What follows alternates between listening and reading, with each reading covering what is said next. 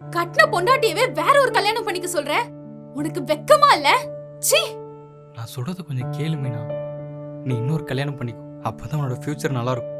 இத சொல்ல உனக்கு நாக்கு கூசல? கட்டிட்டு வந்த நாள்ல இருந்து இன்னைக்கு வரைக்கும் நான் நல்லா தானே வச்சு பாத்துக்கிறேன். அப்புறம் எதுக்கு நான் வேற கல்யாணம் பண்ணிக்கணும்? நானும் பாத்துட்டே தான் இருக்கேன். கொஞ்ச நாளாவே நீ என்கிட்ட ஏதோ மறைச்சிட்டே தான் இருக்க. அது என்னன்னு எனக்கு இப்ப தெரிஞ்சாகணும். சொல்லுடா.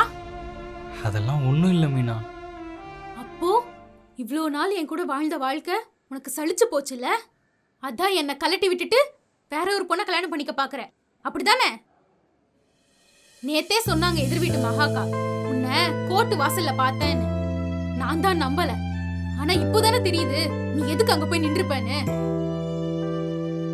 நான் ஒரு லூசு. இவ்ளோ நாள் நீ ஏதோ ஆபீஸ் டென்ஷன்ல தான் இப்படி இருக்கேன்னு நினைச்சேன். ஆனா இப்போதானே இந்த மரமண்டைக்கு புரியுது அது ஆபீஸ் டென்ஷன்ல என் லைஃபே டென்ஷன்னு. மீனா. என்னடா மீனா? என்ன மீனா? நம்ம லவ் பண்ணும்போது கூடவே இருப்பேன்லாம் சொல்லுவல, அந்த பாசம் அன்பெல்லாம் இப்ப எங்க போச்சு? சொல்லுடா சொல்லு. எதை கேட்டாலும் இப்படி அமைதியாவே இருந்தா என்ன அர்த்தம்? இதுக்கப்புறமும் நான் கேட்கறதுக்குலாம் நீ அமைதியா இருந்த, பக்கத்துல இருக்க கிணத்துல விழுந்து செத்துருவேன் பாத்துக்கோ. மீனா, நான் சொல்றது கொஞ்சம் பொறுமையா கேளு மீனா. என்ன சொல்ல போற? எனக்கு உன்னை விட வேற நல்ல பொண்ணு ஒருத்தி கிடைச்சிட்டா, அவ உன்னை விட என்ன ரொம்ப நல்லா பாத்துக்கிறா. இவ்வளவு நாள் நீ என்ன பாத்துக்கிட்டதுக்கு ரொம்ப தேங்க்ஸ். இதென்ன சொல்ல போற? ஐயோ, நான் சொல்றது கொஞ்சம் பொறுமையா கேளு மீனா.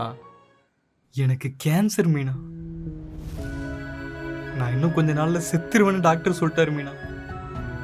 அதனாலதான் உன்னை இன்னொரு கல்யாணம் பண்ணிக்க சொன்னேன். என்னங்க சொல்றீங்க?